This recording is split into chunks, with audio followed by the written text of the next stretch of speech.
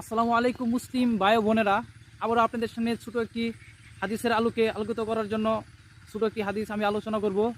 আল্লাহ তাআলা রাব্বিল আলামিন সুদের সম্পর্কে কোরআনে সূরা বাকারার 278 থেকে 279 নম্বর আয়াতে আল্লাহ তাআলা রাব্বিল আলামিন ডাক দিয়ে বললেন, হে ঈমানদারগণ, যদি আমাকে ভয় করো, যদি মমিন হও, সুদ ছেড়ে দাও।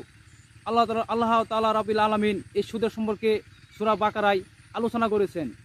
আর সুদের মারাত্মক 70টি গুনাহ, 70টি গুনার মধ্যে সবচেয়ে সর্বনিম্ন যে গুনাহটি হলো মায়ের সাথে জিনা করা। নাউজুবিল্লাহ মিন জালিক, নাউজুবিল্লাহ।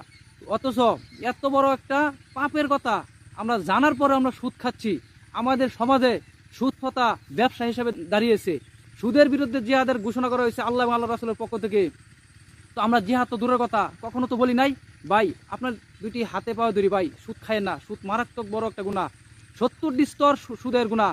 সবচেয়ে সর্বনিম্ন যে গুনাহটি হলো মায়ের সাথে জিনা করা। আপনি সুদ খাচ্ছেন এবং মায়ের সাথে জিনা করছেন, কি লজ্জাজনক কথা। আমরা কি বেহায়াপনা মুসলমান, আমরা কি মুসলমান হলাম।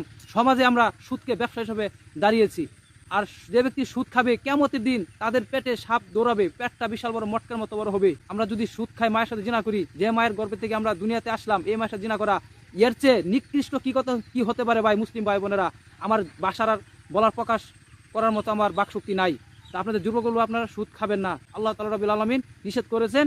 সুদ আমরা যারা খাইছি এবং বাকি পরবর্তী জীবনে আমরা সুদ থেকে বিরত থাকবো এবং আল্লাহর কাছে এবং গুনাহ মাফের জন্য খাস দিলে তওবা করব। আজকে এই পর্যন্ত। পরবর্তীতে ভালো ভিডিও দেওয়ার জন্য চেষ্টা করবো, আমাদের সাথেই থাকবেন। আসসালামু আলাইকুম ওয়া রাহমাতুল্লাহি ওয়া বারাকাতুহু।